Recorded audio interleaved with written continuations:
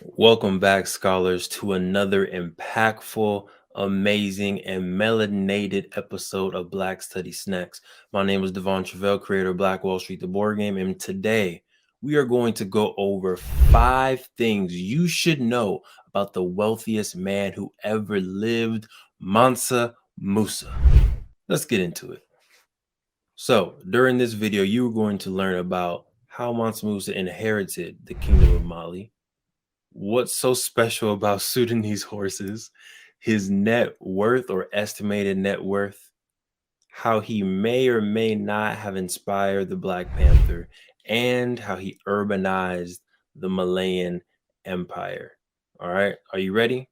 Cool. Let's hop right into it. So, if you didn't know, Mansa Musa inherited the kingdom of Mali in around 1312, and he reigned over the empire until 1337. And he inherited the empire, Mali, from his uncle, Mansa Abubakari II. And this is not typical of what usually goes on, but what is traditional is the king always appoint a deputy, right? Someone in charge for whenever the king goes on his Mecca travels, or whenever the king is not there, this person is going to be appointed or given the power of king while they're not there. Mansa Abubakari was an explorer. It was his dream to explore the Atlantic, and he sent many ships, thousands of people, gold, animals, and agriculture into the sea, some of which never to be found again. And it's according to legend, right, they found a river in the middle of the Atlantic Ocean that took hold of their ships, and some say that they ended up in South America. But regardless of the legend, that is how Mansa Musa became the king of Mali, because Mansa Bubakari went on an extreme adventure, and Mansa Musa was then given the mantle of king over the Malayan Empire. Today's question for you is, are you ready to claim your inheritance? Right? Are you ready to claim your inheritance, whatever that means to you and your family, whether it's skills that are passed down to you, recipes that are passed down to you, or even just your last name? Is it land? Is it a house? Is it a business? Whatever it may be for you and your family, are you ready to claim your inheritance? Go ahead and leave your comments below. Keep on snacking. All right. The number 2 thing you should know about Mansa Musa is he did not play around with his cavalry or his horses. Mansa Musa equipped his personal armed guards with the best and the fastest horses in the land. And whenever a Sudanese horse would come on the market, he would make sure to purchase it and only give it to his people.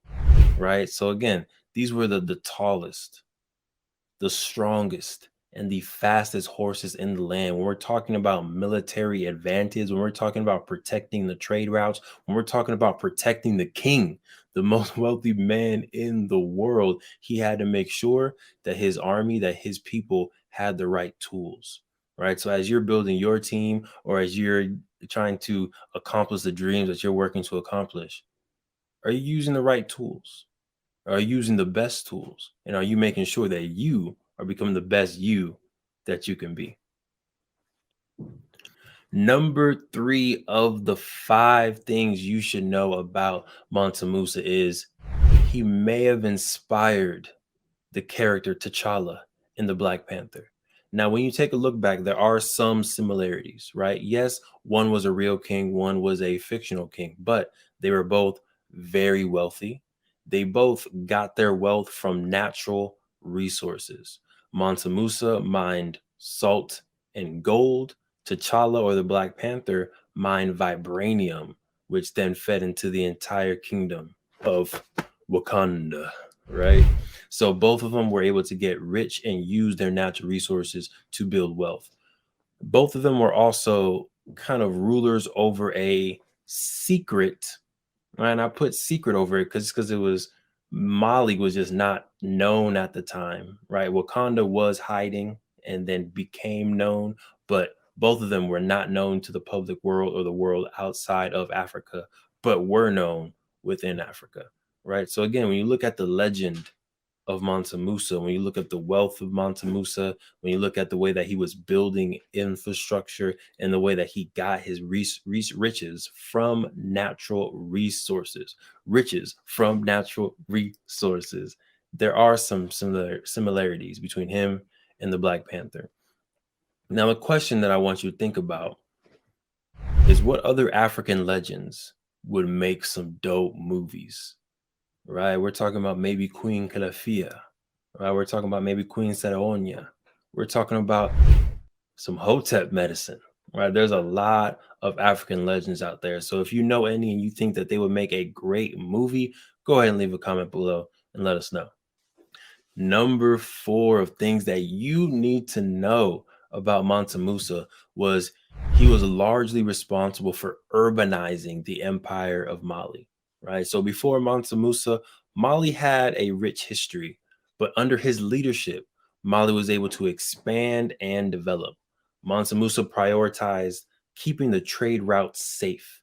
In his mind, if the trade routes were safe, if the traders and merchants were able to move their gold, their camels, their salt, and all the other beautiful natural resources and art, then they were able to pour riches into Mali, but also trade natural resources from Mali. And his hypothesis was correct, right? By keeping the trade routes safe, he was able to bring more international trade into Mali. He was also able to build mosques, build schools, and that development of Mali really made it the educational center of Africa during that time. So the question for this section is going to be, what structures or institutions can you build that will outlive you or continue to put forth the values that you believe in? Right? Schools are a great way, churches are a great way, nonprofits, businesses, technology, all of these things are institutions and structures that can live on past you and continue to put in the effort and the values into the world, right? The energy that you want to put into the world way past you are gone. So take a second, think about it.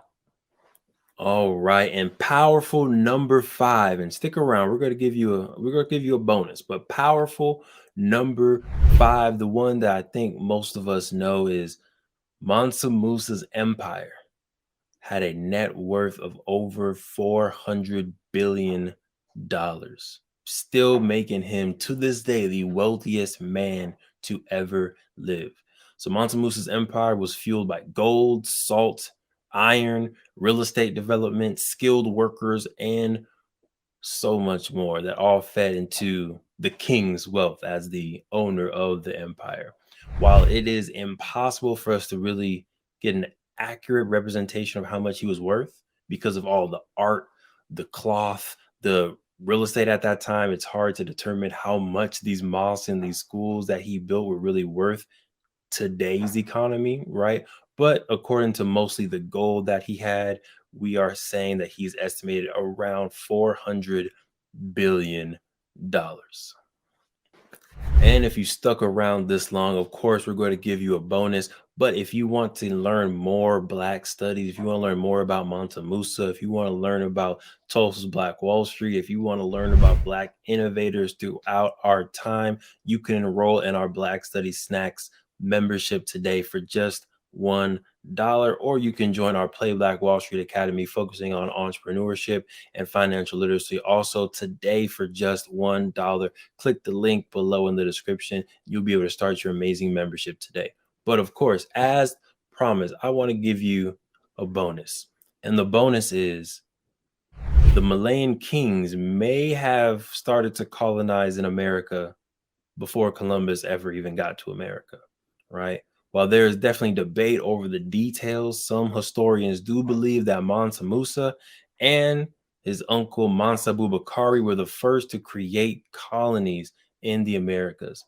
Africa's presence is definitely solidified in the area. When we look at the pyramids that were built in that time, when we look at the sculptures and the statues of the Olmecs, it's clear that there is an African presence in South America specifically, but there's not too much evidence to actually confirm it. So, what do you think? Do you think King Mansa Bubakari made it all the way to South America and started building a new Africa? or a new kingdom in South America? Leave your comments below and let me know what you think. Appreciate you for tuning in to another installment of Black Studies Snacks. And of course, make sure you keep on snacking. Peace.